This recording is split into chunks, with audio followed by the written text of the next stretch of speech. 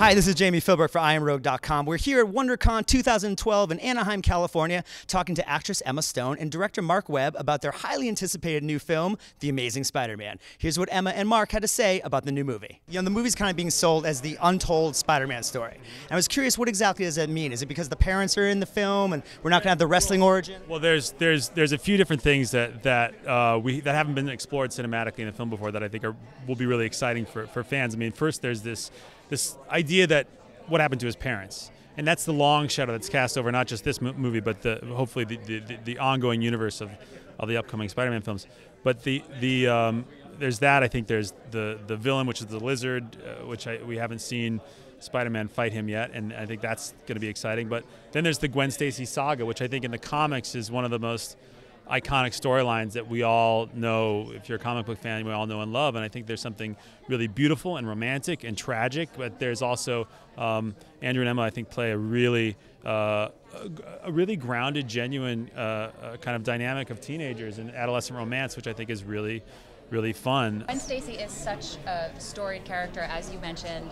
How did you prepare for the role, and how did you make her your own?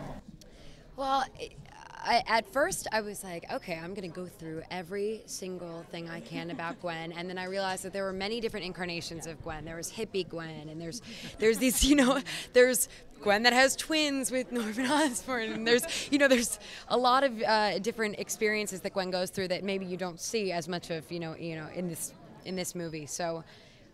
And then I read the message boards, which is a good idea and a bad idea in a lot of ways, but you have to. Yeah, you got to read them at least once. But I read them a lot, and I got really daunted. And then I decided at the end of the day, they hired me. I'm going to do the best I can to put together the Gwen that I can identify with, and Gwen's story is really with Peter. It's really how you see Gwen is through Peter's eyes. So Andrew and I would sit with Marc and work a scene and rework a scene and rework a scene, and just kind of tried to figure out that dynamic and what's going on with those two crazy kids. I mean, from a tonal perspective, I just wanted to create something that was grounded, not just physically but emotionally, creating a world that could feel big and exciting and exhilarating and fun and romantic and action-packed, while having a relatable set of kids at the middle of it, and Peter and Gwen.